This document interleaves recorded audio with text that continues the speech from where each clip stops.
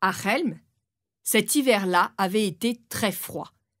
Et Clever, un petit homme intelligent qui avait 7 enfants, avait bien du mal à nourrir sa famille. Il était violoniste et exerçait 1000 autres métiers, toujours débrouillard, toujours inventif pour gagner son pain. Ce n'était pas le cas de Loser, son voisin, un homme pas très malin, mais riche. C'était l'homme le plus riche du village. Loser était très riche, certes, mais surtout, il était très avare. Il dormait toujours avec son coffre rempli de pièces d'or, et il ne voulait jamais prêter de l'argent, à personne. Loser aimait aussi la musique. Alors il faisait souvent appeler Clever pour qu'il vienne jouer chez lui. Mais bien entendu, à chaque fois, il refusait de le payer. Ce soir-là, après avoir fait un bon repas, Loser appela son voisin. « Clever! Allez, viens, joue-moi quelque chose. »« J'arrive !» Bien le bonsoir, Loser. « Joue-moi quelque chose, Clever. J'ai envie d'un peu de musique. » Une belle doina.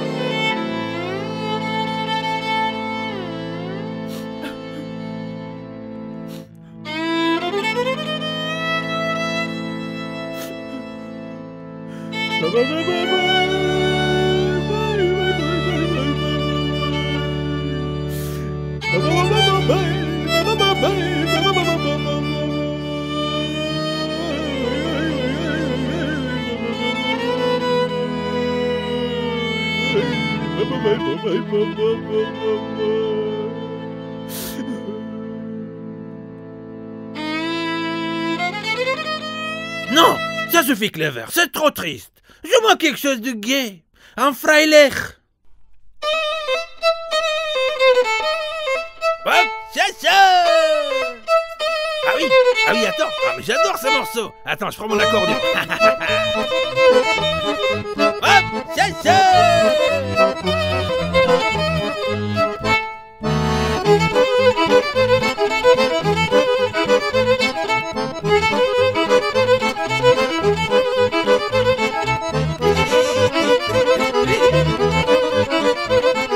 Allez,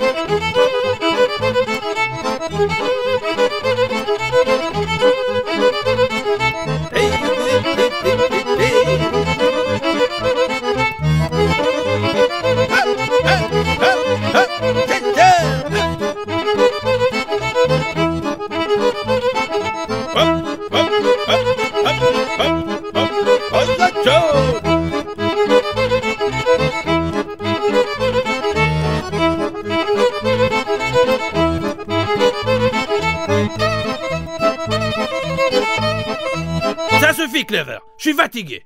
Allez, tu peux rentrer chez toi. Loser, l'hiver est rude. J'ai 7 bouches à nourrir, tu sais. Pourrais-tu me prêter un peu d'argent? Dieu te le rendra. L'argent. Mais tu n'as que ce mot à la bouche, Clever. Mais mon argent à moi, il dort mieux dans mon coffre que dans ta poche. L'argent. Va t'en trouver toi-même de l'argent. Allez, rentre chez toi. Clever rentra chez lui tout abattu. C'était le 3e soir de la semaine qu'il jouait pour son voisin, et il avait espéré cette fois-ci obtenir un peu d'argent, ou au moins un peu de soupe pour les enfants. Il trouva sa femme Malka fort en colère. Elle avait dû jeter la dernière chaise au feu, puisqu'il n'y avait plus de bois. Et les enfants s'étaient couchés avec des crampes à l'estomac. Clever aussi alla se coucher le ventre vide. Quand il vit briller, au-dessus de la cheminée, les 3 petites cuillères en argent qu'ils avaient reçues en cadeau de mariage. Elles semblaient presque vivantes, à la lumière du clair de lune. C'était tout ce qu'il restait dans la maison.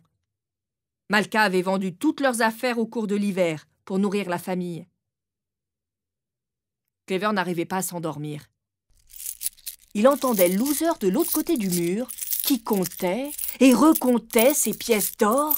Il leur parlait comme à des enfants. Bonne nuit, mes petites chéries. Voilà Victoire, Joy, félicité. Oh, mais tiens, mais je ne te connais pas, toi. Oh, une petite nouvelle. Alors on va t'appeler... Mais quel idiot, ce Loser!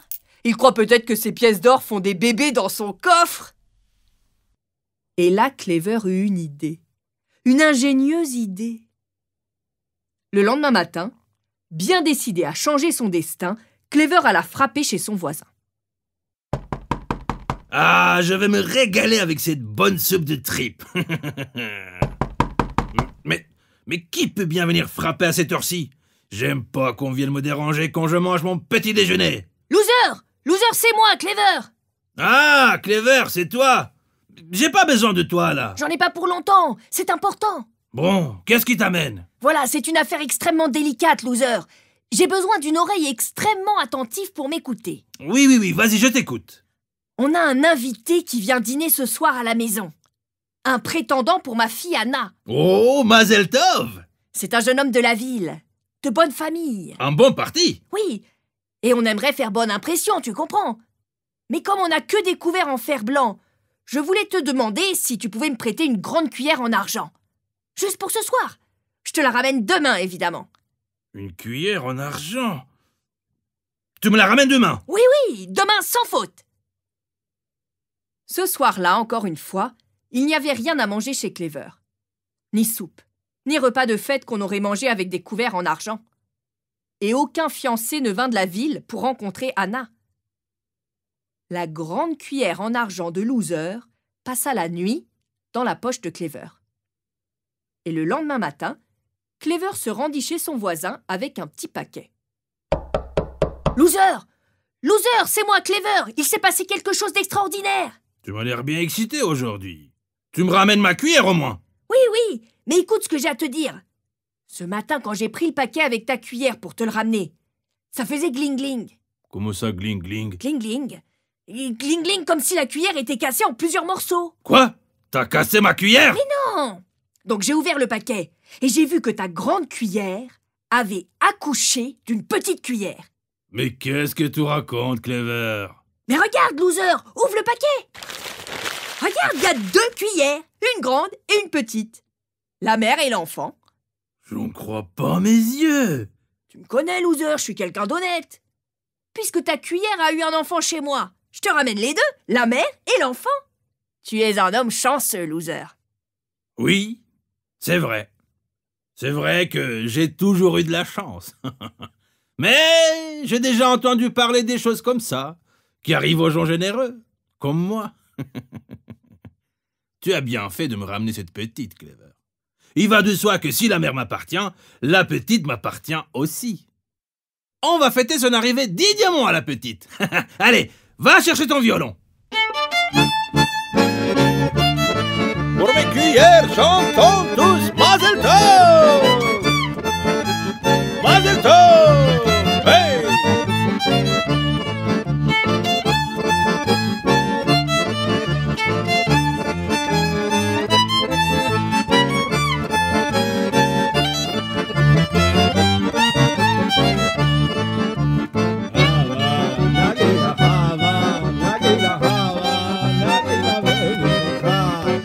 Cette semaine-là, Loser fut d'excellente humeur. Il fit appeler son voisin presque tous les soirs pour jouer et faire la fête, tellement il était content d'avoir gagné une petite cuillère en argent sans rien faire. Mais le vendredi suivant, Clever reprit son plan. Il alla raconter à Loser que le prétendant n'avait pas plu à Anna et qu'ils avaient invité à dîner un autre jeune homme qui venait de la capitale. Pour faire bonne impression, il avait donc à nouveau besoin d'une grande cuillère en argent. Loser lui prêta en lui disant « Avec grand plaisir, Clever. Je vais te la chercher tout de suite. Et si jamais un heureux événement venait à arriver pendant la nuit... » Oui, si jamais un bébé naissait, oui, je te le ramène. Ah. Tu peux me faire confiance, Loser. À demain. À demain. Et comme la dernière fois, ce soir-là, il n'y eut ni fiancée, ni dîner, ni repas de fête. La grande cuillère en argent de Loser passa la nuit dans la poche de Clever. Et le lendemain matin, Clever se rendit chez son voisin avec un petit paquet. « Loser! Loser, c'est moi, Clever! Tu ne vas pas en croire tes oreilles! » Alors, Clever, la nuit a été bonne? Oui! Tu es vraiment un homme chanceux, Loser! Toutes mes félicitations! Serait-ce des juments? Des jumelles! Oh, merveille! Oh, mes trésors! Qu'elles sont mignonnes! Ah, tiens! Celle-ci, regarde, elle brille de mille feux! Oh, je pourrais l'appeler... Argentine! Oui! Et celle-là, regarde! Elle a des reflets dorés! Tu pourrais l'appeler l'or! Oh, excellente idée! Longue vie à l'or et Argentine! Mazel tov! Mazel tov! Mazel tov! Pour mes cuillères, chantons tous Mazel tov! Pour mes cuillères, chantons tous Mazel tov! Mazel tov! Pour mes cuillères, chantons tous Mazel tov! Chantons Mazel tov! Mazel tov! Pour mes cuillères, chantons tous Mazel tov!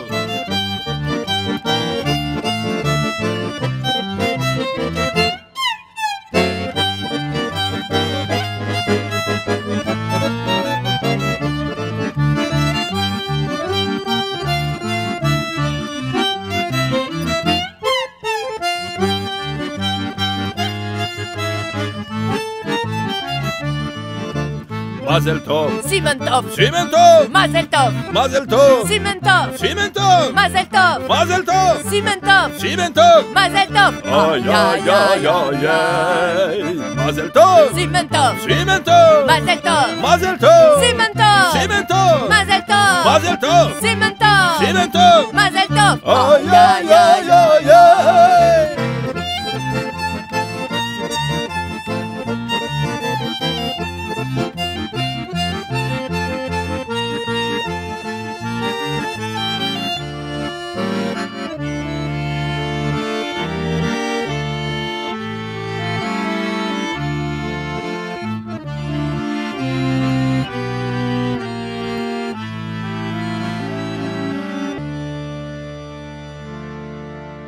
À la fin de la soirée, Clever raconta à Loser que le prétendant de la capitale n'avait pas eu plus de succès que le précédent. Mais il misait tout sur le prochain, qui venait dîner pour Shabbat. C'était un lointain cousin qui arrivait des États-Unis. Il fallait paraître sous son meilleur jour. Il avait besoin d'un chandelier. Loser vit là une bonne occasion de s'enrichir encore plus. Il dit à Clever: « Tu veux un chandelier? Mais je n'ai deux. Tiens, t'as qu'à prendre les deux. Avec ça, tu pourras le recevoir comme il le faut, ton fiancé des États-Unis. » Les deux? Mais oui. Tu sais, les amis. Et puis, ça leur fera du bien de passer la nuit chez toi. Merci, merci, Loser. Oh, c'est moi. Allez, que la nuit te soit prospère, Clever.